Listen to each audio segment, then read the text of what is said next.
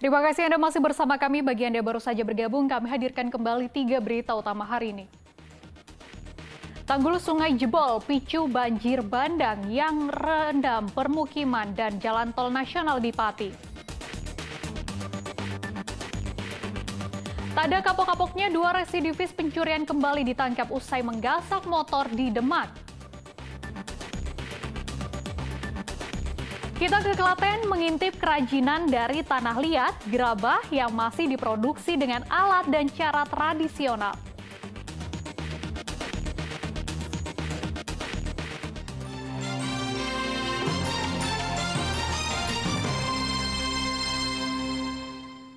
Bantuan sosial atau bansos cadangan beras pemerintah tahun 2024 mulai disalurkan ke masyarakat.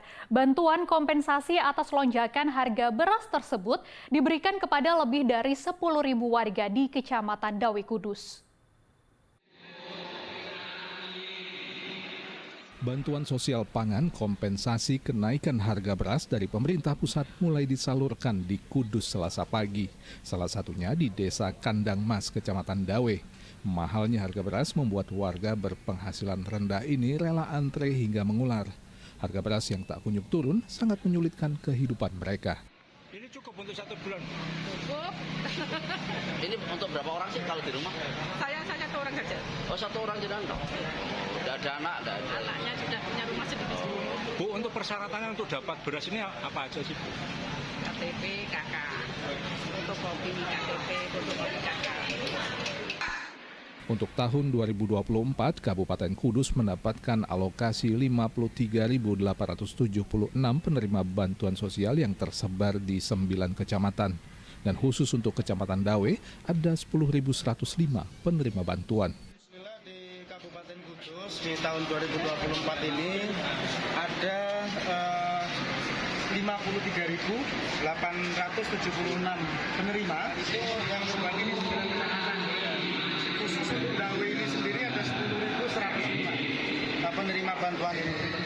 Awalnya bansos cadangan beras pemerintah ini diberikan hanya hingga akhir tahun 2023 untuk mengatasi melonjaknya harga beras akibat tidak mencukupinya produksi beras nasional untuk mencukupi kebutuhan selama fenomena cuaca El Nino melanda Indonesia.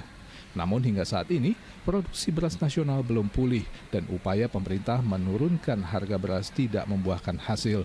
Tidak hanya berdampak pada warga miskin, melambungnya harga beras dan bahan pangan pokok lainnya juga mengancam rumah tangga nyaris miskin dan juga UMKM di seluruh wilayah Indonesia. Arif Nur melaporkan dari Kudus. Puluhan rumah di bantaran Sungai Klawing, Kabupaten Purbalingga mengalami rusak berat karena abrasi sungai. Bahkan 4 rumah sudah hanyut terbawa arus sungai.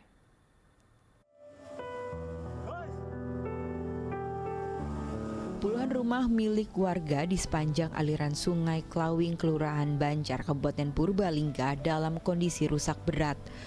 Pondasi dan tembok bangunan ambrol karena abrasi Sungai Klawing yang menggerus tanggul.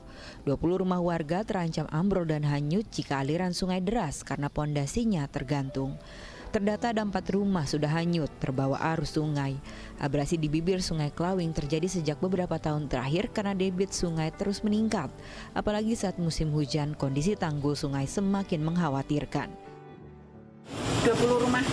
20 rumah. 20 rumah. Ada yang sudah mengungsi atau dikosongkan?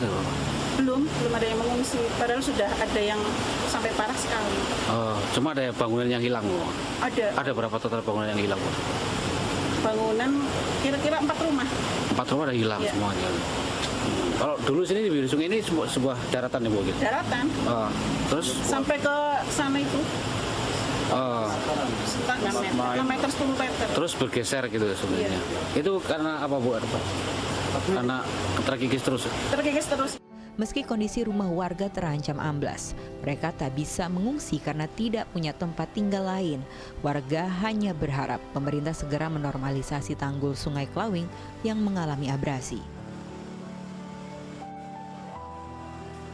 Mardianto melaporkan dari Cilacap.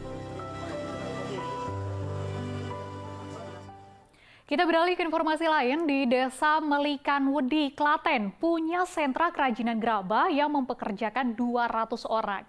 Nah, gerabah di sana punya ciri khas karena alat pembuatnya masih tradisional. Sentra kerajinan gerabah bisa ditemukan di Desa Melikanwedi, Klaten.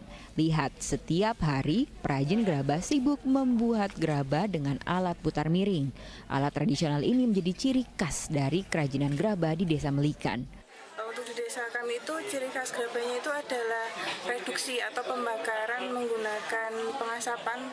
Reduksi tadi yang berwarna coklat kehitaman. Untuk alatnya juga itu adalah alat satu-satunya yang ada di dunia. Itu ada alat putaran miring yang seperti yang Ibu tadi lihat. Untuk desa kami sendiri yang menjadi ciri khas itu adalah alat putaran miringnya. Tapi ada 3 alat, yaitu alat putaran miring, alat putaran tegak, dan juga molding atau cetakan. Untuk alat putaran miring itu biasa digunakan untuk kaum perempuan, ibu-ibu. Ketua DPR RI Puan Maharani pun datang ke sentra kerajinan gerabah untuk melihat proses pembuatan gerabah dengan alat tradisional, termasuk tempat pembakaran gerabah dengan metode pengasapan. Puan menilai kerajinan gerabah khas Klaten ini bisa jadi potensi besar bagi desa tanpa meninggalkan ciri khasnya. Hal yang harus kita dukung untuk bisa meningkatkan kesejahteraan warga yang ada di sini karena memang sudah menurun dan merupakan satu hal yang dilakukan memang secara manual, namun memang itu kekhasannya. Jadi bagaimana kemudian sesuatu hal yang khas yang ada di Klaten ini bisa lebih baik, lebih bagus, tapi tidak meninggalkan ciri khas dari kekhasannya tersebut. Tercatat ada 200 perajin gerabah di Desa Melikanwedi. Ragam gerabah yang diproduksi seperti teko, vas bunga, gelas, mangkok, dan lainnya. Krisna Agung melaporkan dari Klaten.